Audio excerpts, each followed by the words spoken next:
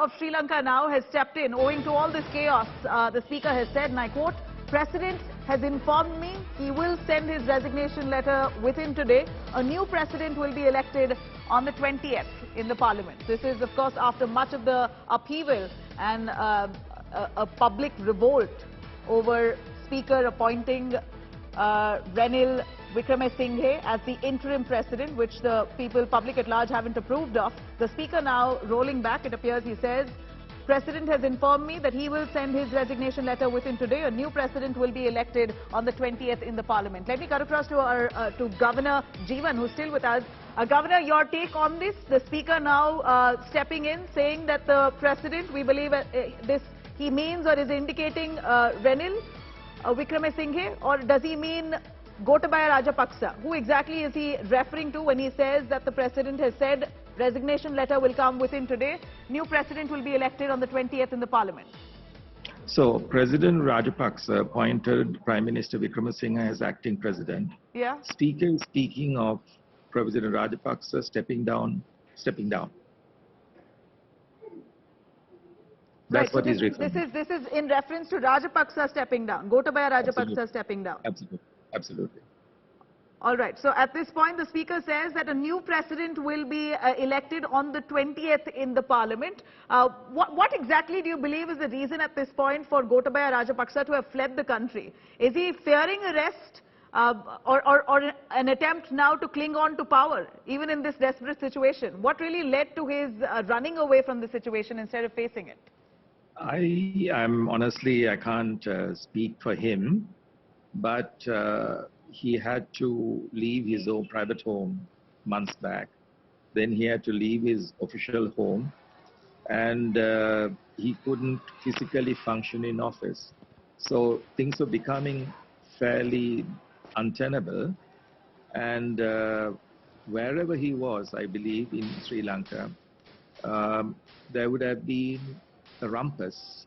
So it's, in a sense, I think, being forced to step down. I think that's, in a sense, what you're talking about. Well, forced to step down, this should have been a moral responsibility. If under the Rajapaksas, the economy, they weren't able to manage the economy, it brought it down to such an extent where we are seeing an absolute struggle for basic necessities. No fuel, no food, no medicines, prices have skyrocketed. People there in a desperate situation. Owing to this, and what they see right before their eyes, shouldn't it have been the moral responsibility of the Rajapaksas to have stepped down gracefully? Yeah, as I said, I can't speak for him. How would you look at it as a common citizen, Governor? Yeah, I mean, there are a number of ways of doing this. Either you step aside without chaos coming in, but you step aside in some manner that it's orderly and it's as prescribed in the Constitution. The other way to do it is as the House compels the president to become non-functional, and you can do that as well. This is a tough call, very tough call, extremely tough call.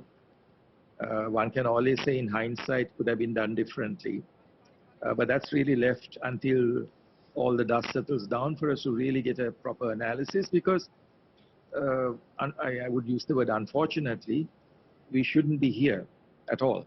Yeah, we've got enough trouble. I don't think we should be here. Sir, you know, Governor, this could have been largely avoided. Don't you think that this was a cowardly act of Gotabaya Rajapaksa running away from the situation at this point? He knows very well that if he does resign, then he might not be welcomed into another country. He has not resigned. He stayed as the president of Sri Lanka and then moved out in a military plane using all those facilities and the immunity that's provided to a president against arrest. Keeping that in mind, he is very strategically refrained from resigning, left the country, staying the president of Sri Lanka, moved to Maldives, has been welcomed there as the president of Sri Lanka, and now says, in hiding, that I will send my resignation. What a cowardly act. I think there are many moving parts here, very many moving parts. And I would say in my time professionally, I have seen a bit too much of this kind of stuff. And globally too, we don't want to go disintegrate and literally dissolve like what has happened in 2 or 3 other very significant countries in the world previously. That would have been, frankly, beyond words if it had happened. Where, there is beyond just storming of offices and buildings and homes. We go well beyond. We take people's lives, or we take the lives of leaders. We couldn't have afforded that. We can't go back to the horrendous violence of the past. So as I said, many moving parts, and sometimes you are never really in control of all the parts. So who knows? I mean, what other factors were at play on the table? And we are talking politics anyway. Yeah, and it can get as dirty as it can, and this is a classic example. We see the people of Sri Lanka.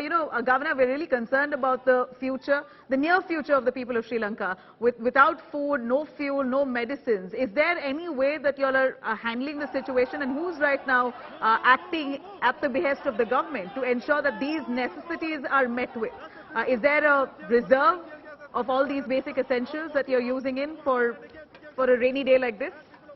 Okay, no, there is no reserve for the rainy day, but I can really quickly rattle off. We have debts, outstanding debts, negotiate debts, all of that, but there's a very competent team who knows what our debts are and how best to take care of it. So two, if not three of them outside, two inside, which is Central Bank Governor, Secretary Treasury, and the others out. They're very competent. They have a very good understanding of what to do with our debts. We are negotiating how best to deal with the repayments. Gas, we are okay. We have got the gas coming in. But can you hear me? Right. Governor. Yeah.